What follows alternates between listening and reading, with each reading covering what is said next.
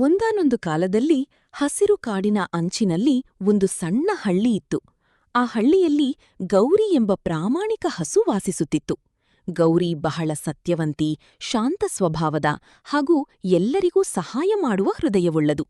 ಹಳ್ಳಿಯವರು ಅವಳನ್ನು ತುಂಬಾ ಪ್ರೀತಿಸುತ್ತಿದ್ದರು. ಒಂದು ದಿನ ಗೌರಿ ಕಾಡಿನ ಅಂಚಿನಲ್ಲಿ ಹಸಿರು ಮೇವು ಮೇಯುತ್ತಿತ್ತು. ಅಷ್ಟರಲ್ಲಿ ಅಲ್ಲಿ ಕ್ರೂರ ಸ್ವಭಾವದ ಹುಲಿ ಬಂತು. ಅದು ಹಲವು ದಿನಗಳಿಂದ ಹಸಿದಿತ್ತು. ಗೌರಿಯನ್ನು ನೋಡಿ ಅದು ಗರ್ಜಿಸಿ, "ನಾನು ತುಂಬಾ ಹಸಿದಿದ್ದೇನೆ, ನಿನ್ನನ್ನು ಈಗಲೇ ತಿನ್ನುತ್ತೇನೆ" ಎಂದು ಹೇಳಿತು. ಗೌರಿ ಹೆದರಿದರೂ ತನ್ನ ಮನಸ್ಸನ್ನು ಸ್ಥಿರವಾಗಿಟ್ಟುಕೊಂಡು, "ಹುಲಿ ಸರ್, ದಯವಿಟ್ಟು ನನ್ನನ್ನು ಈಗಲೇ ತಿನ್ನಬೇಡಿ. ನನ್ನ ಕರು ಮನದಲ್ಲಿ ನನ್ನನ್ನು ಕಾಯುತ್ತಿದೆ.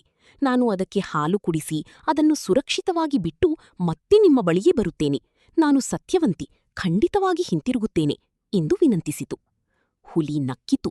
"ನಿನ್ನಂಥ ಪ್ರಾಣಿಯು ಮತ್ತೆ ಬಂದು ತಾನೇ ಸಿಕ್ಕಿಸಿಕೊಳ್ಳುತ್ತದೆಯೇ? ಆದರೂ ನಿನ್ನ ಮಾತು ಕೇಳಲು ಇಷ್ಟವಾಯಿತು.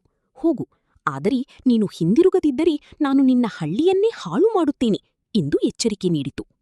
ಗೌರಿ ತನ್ನ ಹಳ್ಳಿಗೆ ಹೋಗಿ ಕರುವಿಗೆ ಹಾಲು ಕುಡಿಸಿ ಅದನ್ನು ಮುದ್ದಾಗಿ ತಲೆಯ ಮೇಲೆ ತಾಕಿ, "ನಾನು ಮಾತು ಕೊಟ್ಟಿದ್ದೇನೆ, ನಾನು ಹಿಂತಿರುಗಬೇಕು" ಎಂದು ಹೇಳಿತು.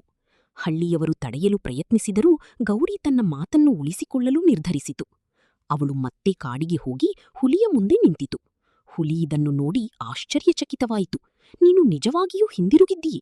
ನಾನು ಇಷ್ಟು ಪ್ರಾಮಾಣಿಕತೆಯನ್ನು ಎಂದಿಗೂ ನೋಡಿಲ್ಲ" ಎಂದು ಹೇಳಿತು.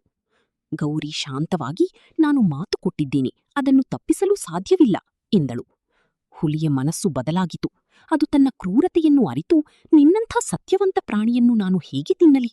ಇಂದಿನಿಂದ ನಾನು ಯಾರನ್ನೂ ಅನ್ಯಾಯವಾಗಿ ಹಿಂಸಿಸುವುದಿಲ್ಲ" ಎಂದು ಹೇಳಿ ಬೆಟ್ಟದಿಂದ ಕೆಳಗೆ ಜಿಗಿದು ತನ್ನ ಪ್ರಾಣವನ್ನು ಬಿಟ್ಟಿತು.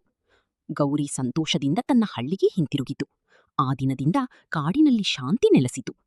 ನೀತಿ: ಸತ್ಯ ಮತ್ತು ಪ್ರಾಮಾಣಿಕತೆ ಯಾವಾಗಲೂ ಜಯ ಸಾಧಿಸುತ್ತದೆ.